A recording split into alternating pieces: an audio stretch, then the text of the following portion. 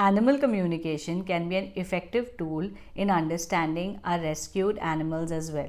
Hi, my name is Akshaya. I'm a nature and animal communicator, which means I can speak to plants, animals, and other species and have two-way conversations with them. Animal communication can be really helpful in understanding our rescued animals and the issues that they are facing so that we help them in proper rehabilitation. Before we begin, however, I would like to share a few disclaimers like always. As communicators, we do not trespass into the territories of other professionals such as behaviorists and doctors. We only work with them as a team to get deeper insight into what the animal feels about the situation so that we can help the animal with wholesome and holistic resolutions for the same. So if you are facing issues with your animals in terms of health or behavior, please ensure that you take them to the right professionals to make sure that you provide them with the resolutions that they can provide. Animal communication can definitely help in understanding their perspective so that you all can work collectively as a team and help the animal. So coming back to how animal communication helps in terms of rescues.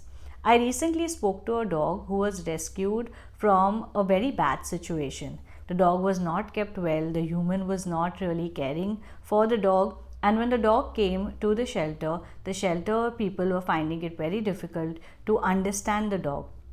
So, when I spoke to this dog, the dog shared a little bit about his past and his background. He shared that he comes from a very confined space, and even though there was no physical abuse, there was no mental, emotional, or physical stimulation given to him. This made him extremely anxious and untrusting of his environment. He was very skittish in nature, and any slight changes around him would stress him out to the point of him becoming physically violent and aggressive.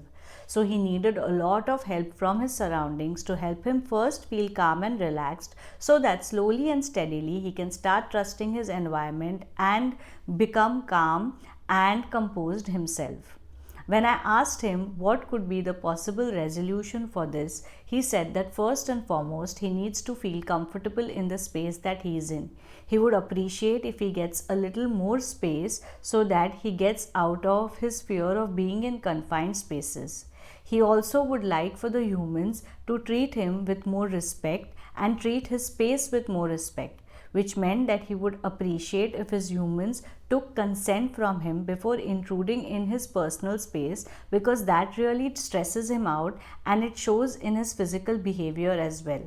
This consent, according to him, should be taken with verbal communication, and he would respond with his physical body language so that they would understand when he is willing to allow them in his space and when he is feeling uncomfortable. He also assured the humans that he always gives them cues before getting physically aggressive, so be very observant of his body language.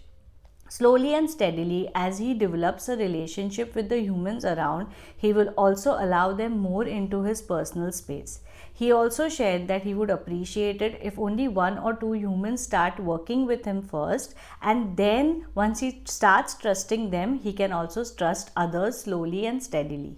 He was also very willing to work with a behaviorist, and I did tell the people who were caring for him to engage with a behavioral therapist who could work better with him at a physical level, since animal communication is only able to understand the animal's perspective and understand them at an energetic and a spiritual level. All this information really helped his carer a lot.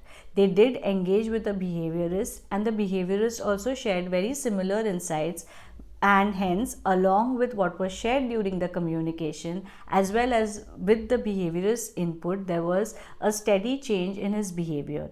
We did keep constantly communicating with him, and he did keep adding a few things into the communication which according to him would help him with a faster recovery, and it definitely did. This is how animal communication can help us understand our rescued animals as well.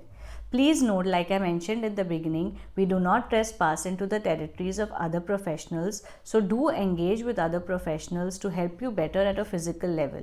However, animal communication definitely gives us a deeper insight into what the animal is feeling so that we can develop the trust with the animal and work with them as a team to ensure their well-being and happiness. I hope you enjoyed watching this video and found it helpful. If you have such experiences yourself, please do share them in the comment section below so that we can all learn from each other. Until the next video, bye-bye.